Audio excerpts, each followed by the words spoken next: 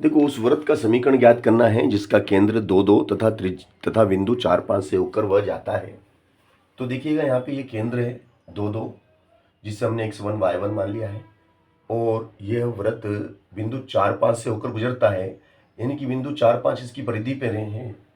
तो केंद्र और बिंदु ए, केंद्र O तथा बिंदु ए के बीच की दूरी को हम त्रिज्या बोलेंगे, और त्रिज्या जो कि हमें दी नहीं गई है, हमें निकालना है। तो दो बिंदुओं के बीच की दूरी इसकी त्रिज्या के बराबर होगा, है ना। तो यहाँ पर हम मान रख देंगे। देखो x2 कितना है 4, x2 4 माइनस x1 कितना है 2 का होल स्क्वायर, प्लस y2 कितना है 5 माइनस 2 का होल स्क्वायर। तो ये हो गया आपका अंडरस्टूड, है ना। ये कितना हो गया भैया 2 का वर्ग 2, और ये हो गया आपका 3 का वर्ग, है ना। तो ये हो जाएगा आपका अंडर रूट 2 दूनी 4 और 3 तिया 9 बराबर रूट 13 इकाई। ये हमने त्रिज्या निकाल ली, है ना। केंद्र के निर्देशांक दिए थे और परिधि परिस्थित बिंदु के निर्देशांक दिए थे, और इनके बीच की दूरी से हमने त्रिज्या निकाल ली।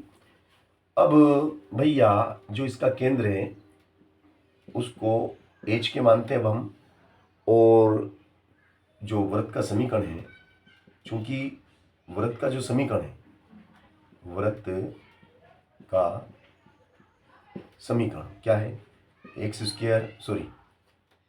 माइनस h का whole square plus y minus k का whole square is equal to R square. अब h आपका कितना है 2, है ना।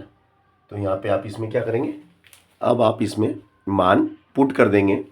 h की जगह कितना आ जाएगा बताओ, x माइनस h 2 का square plus y minus 2, k भी 2 है आपका, तो 2 का स्क्वायर बराबर रूट 13 का स्क्वायर।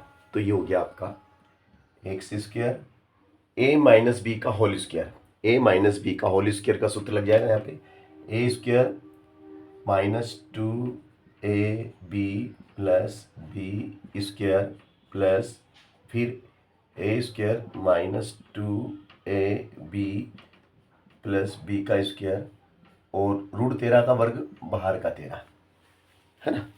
ये आपका यहाँ तक कि आपने स्टेप कर ली। अब इसके आगे देखो, 2 में 2 का गुणा करो, कितना हो जाता है, 2 में 2 का गुणा करेंगे, देखिएगा अब आपके सामने, है ना। तो देखो ये हो गया आपका एक्स स्क्वायर, है ना, minus 4x plus 4 plus Y square minus 4y plus 4, और ये माइनस के 13 उठ के इधर आ गए 0, X square minus 4x X square plus Y square minus 4x minus 4y और 4 8, धन के 8 और ऋण के 13, तो ऋण के 5 बराबर 0।